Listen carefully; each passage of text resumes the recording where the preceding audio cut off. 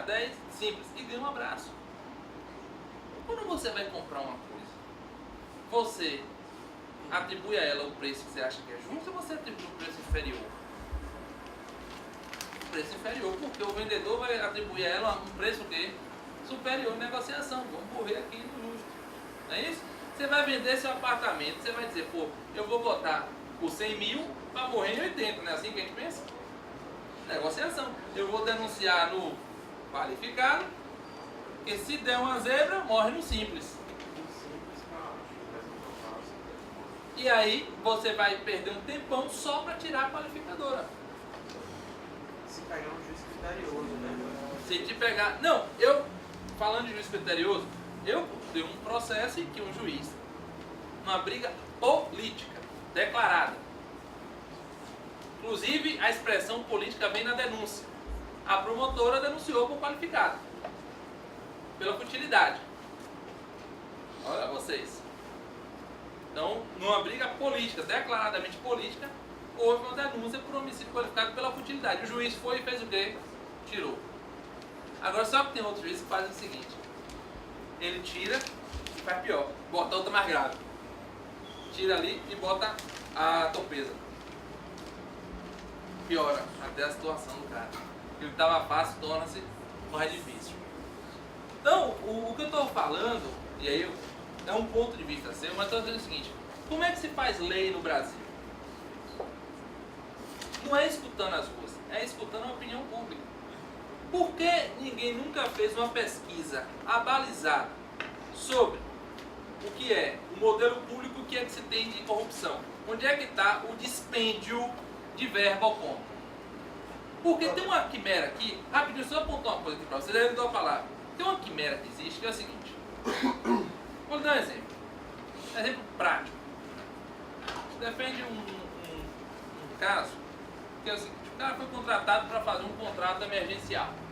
Valor total da obra: 9 milhões de reais. Tá? 9 milhões de reais. O que é a obra? Esgotamento sanitário. Tá certo? O cara cumpre o contrato. Aí se discute que aquele contrato existiu em virtude de uma burla licitação. Por isso foi mantido. Aí veio o Ministério Público e disse: o rombo foi de 9 milhões de reais. Mentira! Mentira! Isso é jogar pra galera. Como é que eu executo um contrato de esgotamento? Eu não fico com nada pra mim? Ou seja, eu gastei o dinheiro tudo em... Foi desviado o dinheiro ou o dinheiro foi aplicado? O dinheiro foi aplicado. Você podia dizer o seguinte: olha, eu apurei que dos 9 milhões se pagou X de salários, X de material e uma sobra. Aí sim você poderia dizer: a sobra seria o desvio. 1 milhão, 500 mil, exato. Mas não. Por que se faz o contrário? Porque se eu fizer uma denúncia e disser que houve um desvio de 500 mil no contrato de 9 milhões, você se questiona se efetivamente aquilo necessita ser crime. Aí eu pego e boto o quê? 9 milhões. Por que que chama mais atenção o desvio de 9 milhões ou de 500 mil? Ué, de 9 milhões. Mas ninguém que lê a notícia para ver e entender o que consistiu o desvio. Exemplo, vamos falar, jaleco branco. Doutora Eliana Calmon, com a honesta, uma tese ministerial de que o desvio nessas contratações ilegais são de não sei quantos bilhões de reais. Pô, mentira! Mentira! Por que mentira? Porque o dinheiro foi gasto para pagar salário. Tudo bem, muitos que a gente sabe que estavam naquele hora não pagaram, não gostam de FGTS e INSS. Aliás, estamos vendo isso num clube de futebol. Ninguém gosta, essas letrinhas não sabem o que é INSS e FGTS. E não pagava lá e não pagava cá. O que é que chama a atenção? O que é que move as pessoas a desejarem o direito penal em certas áreas nossas? Exatamente isso. As formas de resolução de conflito em outros campos estão... É a mesma coisa aqui. A mesma coisa. Tá? Mesma coisa aqui que a gente está tendo hoje. Quem aqui tem advocacia no civil? Eu não conheço. Mas eu de ouvir os meus colegas falarem, se tiver uma causa, se eu for titular do direito, Eu renuncio um monte de coisa para não ter que entrar na justiça. Porque não anda, porque não resolve. Aí quando as coisas não andam, não resolvem, por vias que seriam mais fáceis de se resolver as coisas, aí eu começo a buscar o quê? A violência para resolver, vai no pau. E a violência, o pau, juridicamente falando, é aqui, é direito penal. Então os caras vão buscar crimes. Crimes contra o consumidor, matéria que poderia ser facilmente resolvida por onde? Na mesa do juizado, ou na mesa do PROCON. Só que se busca, né, seria uma coisa de coisas pontuais. O que é que está acontecendo hoje? E eu tenho visto algumas pessoas, sabe o que fazem? Quando não resolve lá no cível, faz notícia crime. Faz notícia crime. Está acontecendo isso. Aí o empresário lá fica doido, porque duas coisas. Primeiro, pela repercussão pessoal que pode dar, isso é talvez de menor relevância, mas pela repercussão o quê? De mídia que isso pode dar. E isso é o mais grave em relação ao direito penal, a repercussão de mídia. Porque afeta. Foi a opção política do Brasil em relação aos crimes ambientais.